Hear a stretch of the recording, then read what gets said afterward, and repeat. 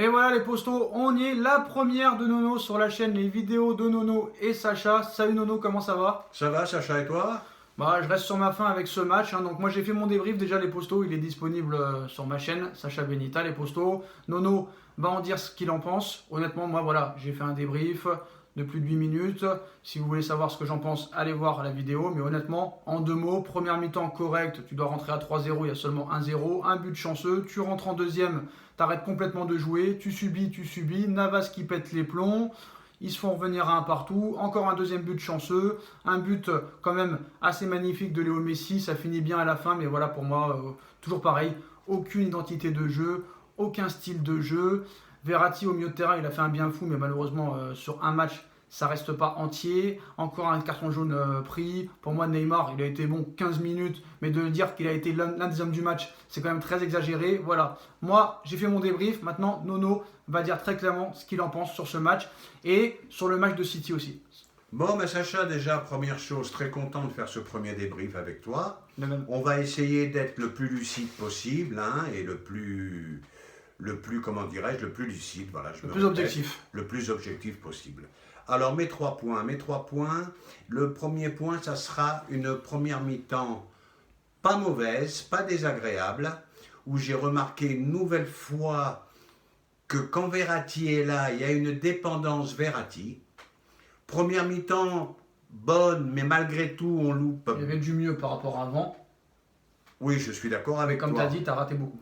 Mais nous avons raté beaucoup d'occasions. Et La suite. pour compléter ce débrief, je vais dire deux choses. On a des joueurs qui peuvent faire la différence à tout moment. Maintenant, on va passer à autre chose. Le fond, on se rend les matchs difficiles. La tâche compliquée. On se rend toujours la tâche compliquée. En Ligue 1, on souffre contre tout le monde. Quand je dis souffrir, j'exagère. Contre toutes les équipes. Mais on est toujours dans la peur un contre ceci, cela. Donc je dis, c'est difficile. On n'arrive pas à faire un match entier. On n'arrive pas à faire un match complet.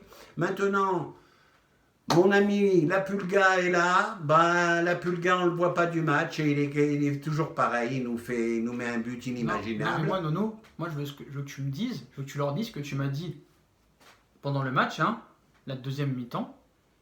Ah, la deuxième mi-temps, ça a été une catastrophe. Comment on peut se faire manger par Nantes à 10 contre 11?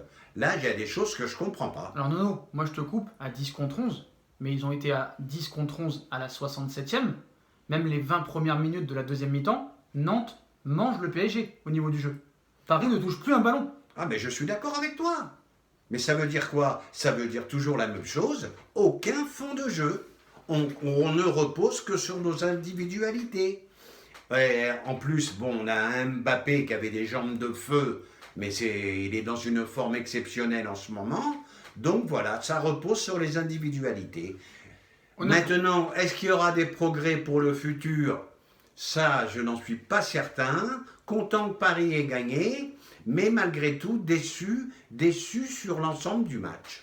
Alors Nono, moi tout le monde dit dans les commentaires sur les réseaux sociaux que Neymar a été extraordinaire et il y en a même certains sites qui ont mis Messi homme du match alors que Mbappé a été éblouissant et Verratti quand même, bon, moins bien en deuxième mi-temps mais bon en première. Comment on peut mettre Messi homme du match juste sur un but? C'est-à-dire qu'on le juge juste sur un but alors? Ben c'est pas ça, Messi c'est Messi, qu'est-ce que tu veux? Et puis ces buts, c'est toujours des buts magnifiques, hein. Regarde le but qu'il met en Ligue des Champions, un but venu d'ailleurs. Regarde celui-là avec sa patte gauche toujours inégalée. Donc bon, il mérite peut-être pas d'être nommé l'homme du match, mais Messi c'est Messi. Voilà. Alors, on va reparler de ce fait de jeu, de l'expulsion de Keylor Navas qui fait une faute en dehors de la surface et qui prend rouge direct. Keylor Navas, on ne l'a jamais vu faire ça, que ce soit au Real Madrid ou que ce soit au Paris Saint-Germain. Est-ce qu'il s'est passé quelque chose encore en interne? Est-ce que le fait est que voilà, Donnarumma mette la pression et que son agent Mino Raiola mette la pression pour qu'il soit numéro 1 énerve un petit peu Navas, qui ne sera pas disponible pour le prochain match, qui va être titulaire contre Manchester City? Déjà, ce fait de jeu, qu'est-ce que tu en as pensé de ce fait de jeu? Ben, ça n'a peut-être rien à voir, mais je pense que cette histoire de concurrence l'a déstabilisé et il commet des gestes qu'il n'aurait pas commis avant. Et je te fais remarquer quand même ce que je t'avais dit sur une précédente vidéo. Il n'y avait pas besoin de lui mettre Donnarumma dans les pattes. T'as vu Rico? De lui mettre Navas dans les pattes. Non, de mettre Donnarumma dans les pattes de Navas. T'as vu Rico quand même, c'est pas une truffe. Eh ben, gardien numéro 2. Rico, il nous fait un très gros Eh arrêt. ben voilà, ça suffit en numéro 2. Pourquoi créer cette tension entre deux grands gardiens? Bon, on va répéter toujours les mêmes histoires. Donnarumma est jeune, il était gratuit. Voilà. Mais oui, mais c'est une erreur. Faut savoir gérer. C'est une erreur. On a vu que Navas a gagné 3 Ligues des Champions avec le Real, et dès qu'on lui a mis Courtois dans les pattes, ça a commencé à avoir des problèmes. Et ben voilà. 2 questions. La première, moi je suis désolé, hein. Thilo Kehrer, encore une fois catastrophique. Même s'il a fait un beau sauvetage, c'est quand même un joueur qui a été acheté 37 millions d'euros, international allemand, qui ne fait rien au PSG. Alors certes, il a fait un sauvetage, mais pour moi c'est insuffisant. Et Diallo, 32 millions, pour moi ce n'est pas possible, ce n'est pas acceptable. Eh ben je vais te dire, si tu vas avec cette charnière à City, ben, il risque d'y avoir de gros dégâts. Alors, par contre, Bernat commence à revenir. Malheureusement, il n'est pas sur la liste pour la Ligue des Champions. Mais je suis content, c'est un joueur que j'aime beaucoup. Et je trouve qu'il commence à revenir, mais il lui faut du temps, mais il commence à revenir doucement. Moi, je ne l'ai pas dit dans mon débrief, je profite de le dire là maintenant. J'ai trouvé un Hakimi assez faible encore défensivement et qui n'a pas apporté grand-chose offensivement. Je commence à être inquiet d'Hakimi. Je vais attendre parce qu'il a fait 2 bons premiers mois. Mais là, depuis début octobre, franchement, Nono, je ne sais pas ce que tu en as pensé du match de Hakimi, mais moi, je l'ai trouvé inexistant. Ben, Hakimi, pour moi, c'est une énigme. Je n'arrive pas à comprendre non plus comment des joueurs qui sont des phénomènes ailleurs arrivent à Paris et commencent à baisser le niveau. Bon, il a commencé bien les 2 premiers mois, on verra la suite. Hein. On verra ce match contre City qui va déjà être le match clé de la saison. Parce que si on perd à City, ça va faire parler. Mais honnêtement là, étant donné qu'eux jouent demain, donc on aura 24 heures de plus de récupération, étant donné que leur meilleur joueur n'est pas là et que nous quand même, il y a beaucoup de joueurs qui sont rentrés aujourd'hui, mais qui ont eu quelques minutes dans les jambes, voire plus d'1 heure. Foden qui n'est pas à 100%, et je crois qu'il y a un autre joueur de plus que De Bruyne qui pourrait être forfait. Est-ce que tu penses quand même qu'il y aura toujours une déroute, ou tu penses quand même que Paris peut s'en sortir? C'est un match qui me fait très peur, mais toujours pareil. Tu as des individualités qui peuvent te faire la différence à tout moment. Et donc là, tu as un espoir quand même de faire un résultat là-bas. Et Nono, on finira sur un dernier point, que moi je ne suis pas du tout d'accord avec les gens. Ils ont trouvé Neymar bon aujourd'hui. Moi je l'ai trouvé bon les 15 premières minutes, et après je l'ai vu complètement disparaître. Et pour preuve, hein, Pochettino, c'est quand même le premier qui le sort. Je vais être un peu plus généreux que toi. Je l'ai trouvé bon les 30 premières minutes. Moi seulement les 15. Bon, bah, chacun son avis, on peut pas être d'accord. Moi je trouve que c'est un joueur qui perd beaucoup de temps à rester par terre pour des petites fautes insignifiantes, alors qu'en Angleterre ça se fracasse. Même Messi, tu le voyais par terre, il se relevait en 2 secondes, Mbappé se relève en 1 seconde. Pour moi ce joueur, on lui en demande très peu alors qu'il ne fait rien. Pour moi il ne fait rien. Encore 0 but et 0 passe décisive ce soir. Oui, je suis d'accord avec toi. Oui. Mais malgré tout, il se bat un peu plus qu'auparavant.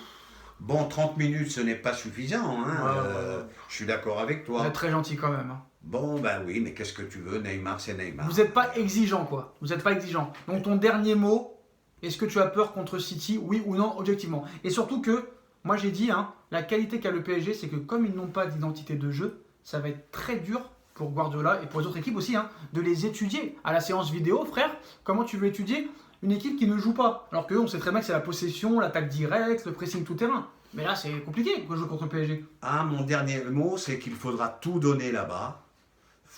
Et je me répète, compter sur nos deux individualités, Messi et Mbappé, qui peuvent faire la différence. Je crois que Di Maria, faut qu'il rentre contre City. Di Maria, on en a besoin aussi. Et je dirais un dernier mot pour finir. Bon, les gars, j'ai peut-être été un petit peu hésitant. C'est le premier débrief, mais j'ai été très content d'attaquer ce premier débrief avec Sacha. Et j'espère que vous avez été satisfaits de cette analyse. Voilà les gars, c'est la fin du premier débrief de Nono sur la chaîne Les Vidéos de Nono Sacha. Victoire quand même du Paris Saint-Germain, 3-1. Donc voilà, on fera quelques vidéos avec Nono à visage découvert, mais Sacha, il va falloir qu'il rentre à la maison, donc par la suite ce sera par téléphone. Merci Nono d'avoir été avec nous. Eh ben, je te remercie de ta confiance Sacha, on a fait ce qu'on a pu, hein. C'est le premier, hein, tu comprendras. Hein. Voilà, peut-être qu'il y aura un autre maillot derrière un jour, hein. Mais Ronny, il restera sur le mur. Ronny, il est là et il reste pour l'instant. Salut les gars, salut Nono.